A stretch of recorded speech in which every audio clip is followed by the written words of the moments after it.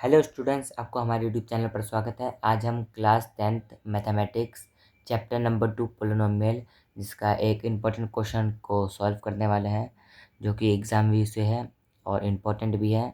आपने हमारा introduction video नहीं देखा तो आप देख सकते हैं। हम अपने चैनल पर क्या क्या चीज़ें, क्या क्या मटेरियल्स प्रोवाइड करने वाले हैं।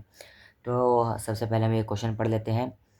The zeros of a polynomial x square plus में पी एक्स प्लस में Q are twice of the zeros of the polynomial 4x square minus 5x minus 6, then the value of p is।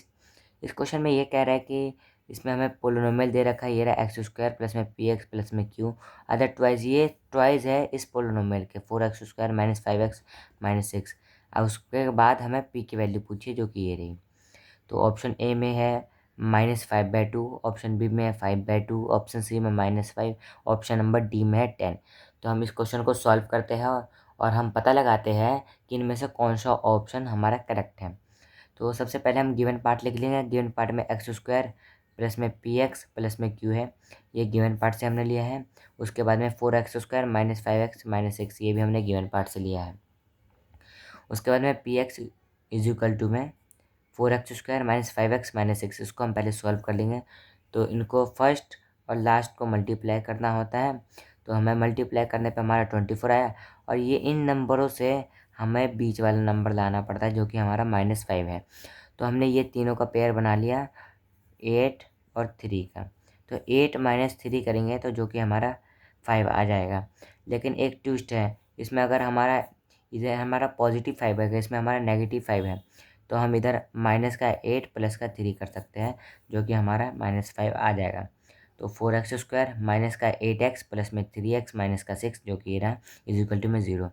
अब इसमें इस वाले term में हमें 4x common है, तो 4x ले लेंगे। ब्रैकेट 4x आ गया तो इधर क्या बचा x, ये माइनस का साइन, और इधर 2 बचा ब्रैकेट ऑफ प्लस का 3x माइनस 6, इसमें हमें 3 कॉमन है, तो x -2 आ जाएगा इज इक्वल टू में 0। अब 4x प्लस में 3, 4x प्लस में 3 बाहर बाहर का ले लिया और एक अंदर का ले लेंगे x -2।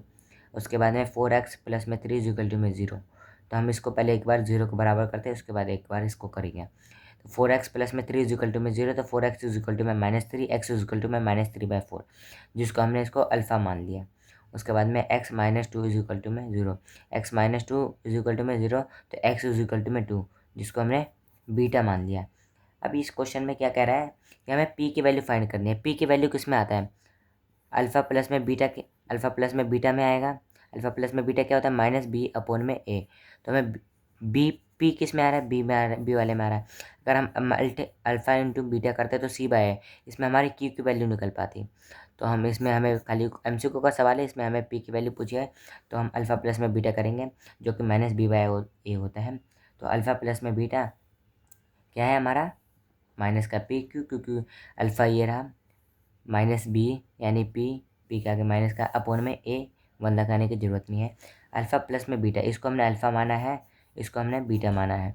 तो अल्फ़ा क्या है? -3/4 प्लस का साइन, बीटा क्या है? 2, लिख देंगे इज इक्वल टू में -p। अब इसको हम एलसीएम लेकर सॉल्व करेंगे, जो कि बटे में 4 आ गया।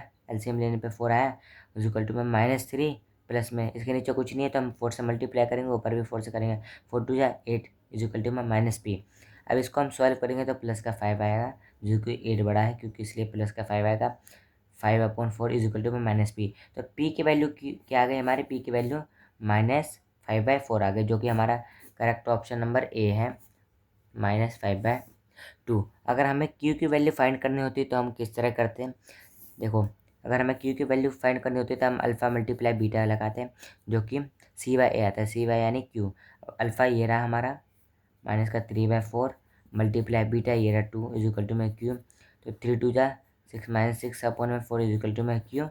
तो इसको हम कर देंगे 2 3, तो माइनस का 3/2 इज इक्वल टू में q।